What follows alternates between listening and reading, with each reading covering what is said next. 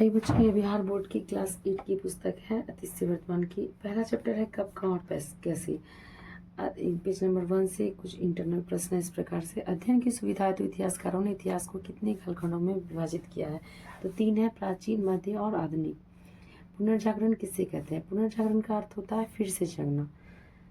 14वीं से 16वीं सदी के बीच यूरोप में धार्मिक प्रगति, आंदोलन व युद्ध हुए और इसके बाद ही वहाँ के लोगों में नवीन चेतना का विकास हुआ, जिसे हम पुनर्जागरण कहते हैं। पुनर्जागरण का आरंभ सबसे पहले कहाँ हुआ था? यूरोप में। पुनर्जागरण का प्रारंभ सबसे पहले किस यूरोपीय देश में हुआ था? तो इटली में हुआ था। खोज यात्राओं के कारण यूरोपीय नाविकों ने दुनिया के अन्य देशों तक पहुंचने के लिए किन महादेशों के समुद्री मार्ग की खोज की?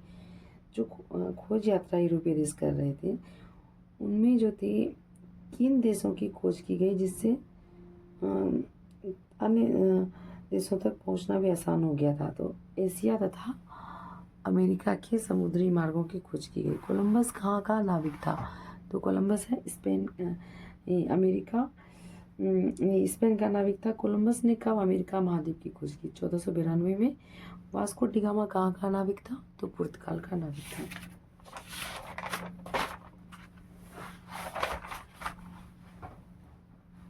वास्को डिगामा ने, पेज नंबर 3 से प्रश्न बनेंगे। 1, 2 का उधर था, फिर 3 का है। इस तरह यहाँ से प्रश्न है।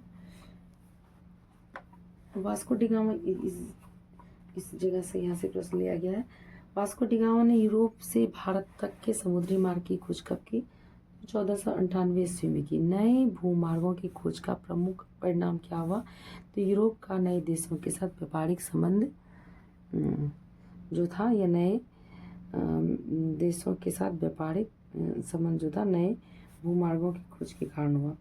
पूंजीवाद एवं औद्योगिक क्रांति से प्रश्न इस प्रकार से बनेंगे। पूंजीवाद का विकास किस प्रकार हुआ? तो यूरोपीय देशों का एशिया व अमेरिका के देशों के साथ व्यापारिक संबंधों में यूरोपीय देशों के व्यापारियों को काफ़ी लाभ हुआ।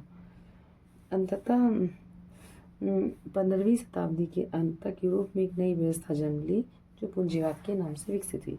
ऐसा था कि यूरोपीय देशों का जब एशिया व अमेरिका के देशों के साथ समुद्री यात्रा के दौरान जब इन देशों के समुद्री मार्ग की खोज हुई और इनके साथ व्यापारिक संबंध स्थापित हुआ, तो यूरोपीय देशों के व्यापारी को जो है बहुत ज़्यादा लाभ हुआ।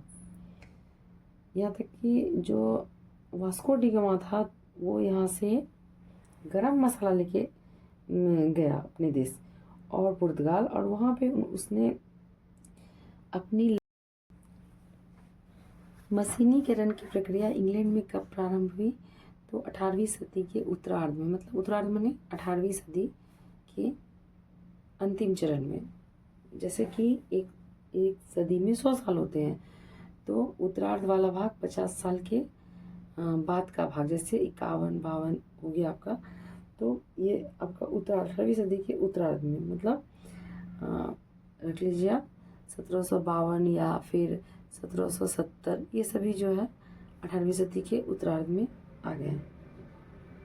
पूर्वार्ध में पहले का। औद्योगिक क्रांति का जन्म किस प्रकार हुआ?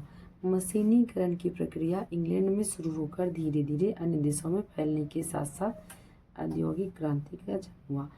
तो जो थी मशीनीकरण की जो प्रक्रिया थी वह क्या थी? वहाँ पे इंग्लैंड में सबसे पहले मशीन का आविष्कार हुआ, और जैसे कि कपड़ा बनाने की मशीन का आविष्कार हुआ, सूत काटने की मशीन का आविष्कार जो थे यूरोपीय देशों में हुआ, और धीरे धीरे क्या थे अन्य देशों में फैलने के साथ साथ इस तरह से क्या हुआ, इंडस्ट्रियल जो है रेवोल्यूशन शुरू हो गया। पूरा तरह से औद्योगिक क्रांति का जन्म हो गया, होड़ सी लग गई उत्पादन की। तो यह है औद्योगिक क्रांति से संबंधित।